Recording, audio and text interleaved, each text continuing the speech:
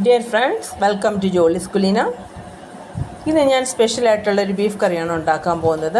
അതിന് വേണ്ടിയിട്ട് 1 kilo beef cut ചെയ്ത് നന്നായിട്ട് വൃത്തിയായിട്ട് കഴുകി വെള്ളമൊക്കെ ഊറ്റിക്കളഞ്ഞ് വെച്ചിട്ടുണ്ട്. ഇതിലേക്ക് ബീഫും ലിവറിൻ്റെ ചെറിയ പീസസും ഒക്കെ ഇട്ടിട്ടുണ്ട്. ഇതിലേക്ക് ആവശ്യത്തിന് ഉപ്പിട്ട് കൊടുക്കുകയാണ്. ഏകദേശം 1 ടേബിൾ സ്പൂണോളം ഉപ്പാണ് ഇട്ട് കൊടുക്കുന്നത്.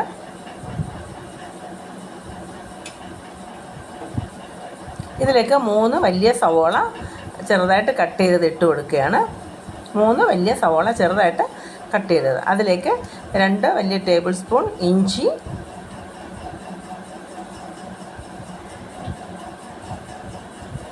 2 വലിയ ടേബിൾ സ്പൂൺ വെളുത്തുള്ളി,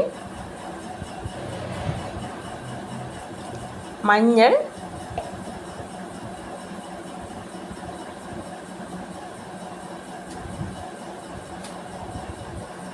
മുളക് പൊടി, കാശ്മീരി ചില്ലിയാണ് ഇതിൽ ഉപയോഗിച്ചിരിക്കുന്നത്. മുളക് പൊടി,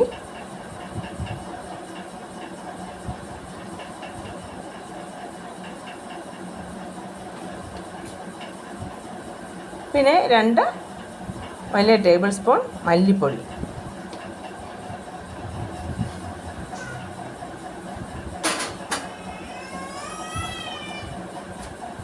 പിന്നെ ഏകദേശം 1/4 ടേബിൾ സ്പൂണോളം ഗരം മസാല,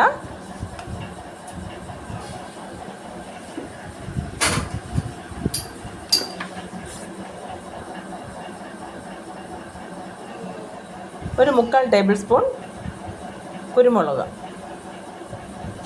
ഇത്രയും കൂടി ഇട്ട് നന്നായിട്ട് മിക്സ് ചെയ്ത് എടുക്കേണ്ടതുണ്ട്. 2 കൈയും കൊണ്ട് ബീഫും സവോളയും ഇഞ്ചിയും വെളുത്തുള്ളിയും മുളകും മല്ലിയും മഞ്ഞളും ഗരം മസാലയും കുരുമുളക് പൊടിയും എല്ലാം കൂടെ നന്നായിട്ട് മിക്സ് ചെയ്ത് എടുക്കേണ്ടതുണ്ട്. നന്നായിട്ട് ഒരു 5 മിനിറ്റെങ്കിലും നമ്മൾ നന്നായിട്ടത് മിക്സ് ചെയ്യേണ്ടതുണ്ട്. എങ്കിലും മസാലയൊക്കെ നന്നായിട്ട് അതിൽ പിടിക്കുന്നതിന് വേണ്ടിയിട്ടാണ്. കണ്ടോ, ഇങ്ങനെ നന്നായിട്ട് മിക്സ് ചെയ്തെടുക്കേണ്ടതുണ്ട്.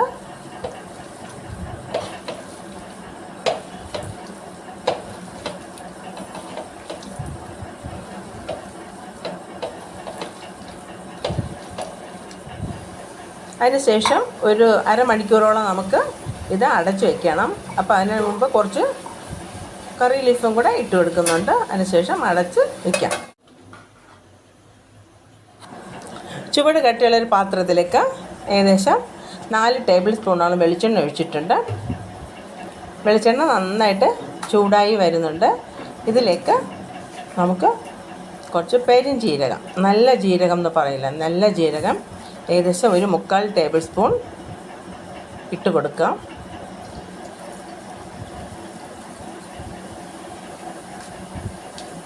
ഈ പെരുംജീരകത്തിൻ്റെ ആ ഒരു പച്ച മണം അങ്ങ് മാറുന്നത് വരെ, ചെറിയ ബ്രൗൺ നിറം ആകുന്നത് വരെ നമുക്കിതൊന്ന് ചൂടാകേണ്ടതുണ്ട്.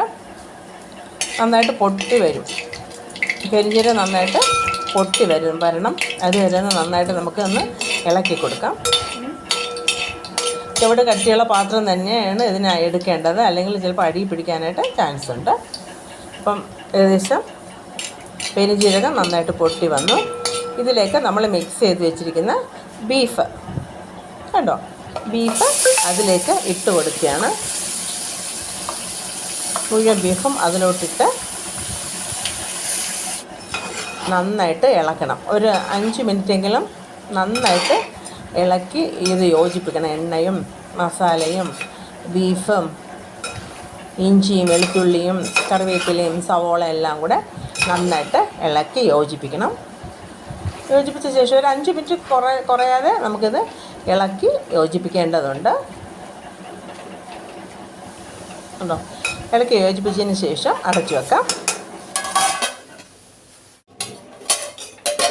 ഇടയ്ക്കിടയ്ക്ക് നമുക്ക് ഇളക്കി കൊടുക്കേണ്ടതുണ്ട്. ഏകദേശം ഒരു 15 മിനിറ്റോളമായി.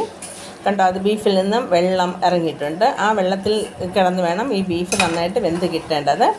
കണ്ടോ, നന്നായിട്ട് അതിൻ്റെ വെള്ളമൊക്കെ ഇറങ്ങിയിട്ടുണ്ട്. ഈ സമയം നമുക്ക് വേണമെങ്കിൽ ഈ ചുവട് കട്ടിയുള്ള പാത്രത്തിൽ തന്നെ ഇട്ട് വേവിക്കാം, അല്ലെങ്കിൽ ഇതിനെടുത്ത് കുക്കറിലോട്ടിട്ട് വേവിച്ചെടുക്കുകയും ചെയ്യാം. ഞാനിപ്പോൾ ഈ ചുവട് കട്ടിയുള്ള പാത്രത്തിൽ വെച്ച് തന്നെയാണ് വേവിച്ചെടുക്കുന്നത്.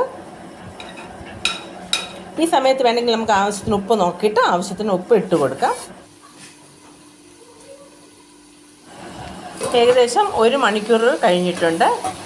ബീഫ് നന്നായിട്ട് വെന്ത് വന്നിട്ടുണ്ട്. കണ്ടോ, അതിൻ്റെ ഗ്രേവി എല്ലാം വറ്റി ഇറച്ചിയോടെ നന്നായിട്ട് പിടിച്ചിട്ടുണ്ട്. സവോളയും മറ്റ് മസാലകളും ഇഞ്ചിയും വെളുത്തുള്ളിയൊക്കെ വെന്ത് അതിനോട് ചേർന്നിട്ടുണ്ട്.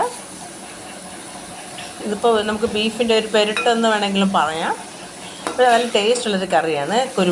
കുരുമുളകും ഗരം മസാലയുടെയും അല്ലെങ്കിൽ പെരുംജീരകത്തിൻ്റെ മണം നന്നായിട്ട് ഇതിലോട്ട് വരുന്നുണ്ട്. ഇത് നമ്മൾ ചുവട് കട്ടിയുള്ള പാത്രത്തിൽ തന്നെ വയ്ക്കുന്നതായിരിക്കും നല്ലത്, അല്ലെങ്കിൽ അടി പിടിക്കാൻ ചാൻസ് ഉണ്ട്. നിങ്ങൾക്ക് വേണമെങ്കിൽ കുക്കറിൽ വേണമെങ്കിൽ വേവിച്ചെടുക്കാമെന്ന് ഞാൻ പറഞ്ഞിരുന്നല്ലോ. നന്നായിട്ട് വെന്ത് കഴിയുമ്പോൾ കുറച്ച് കറിവേപ്പില മുകളിലേക്ക് വിതറി കൊടുക്കാം. കറിവേപ്പിലയോടൊപ്പം തന്നെ വെളിച്ചെണ്ണ, ഏകദേശം ഒരു 1.5 ടേബിൾ സ്പൂണോളം വെളിച്ചെണ്ണ ഞാനിതിലോട്ട് ഒഴിച്ചിട്ടുണ്ട്. അപ്പോൾ നല്ലൊരു മണം വരുന്നുണ്ട്. വെളിച്ചെണ്ണയുടെയും കറിവേപ്പിലയുടെയും പെരുംജീരകത്തിൻ്റെയൊക്കെ നല്ലൊരു മണം വരുന്നുണ്ട്. അപ്പോൾ സ്പെഷ്യൽ ബീഫ് കറി റെഡി ആയിട്ടുണ്ട്. അപ്പം എല്ലാവരും ചെയ്ത് നോക്കണം കേട്ടോ. ചെയ്ത് നോക്കിയിട്ട് അഭിപ്രായം പറയുക. ഓക്കേ.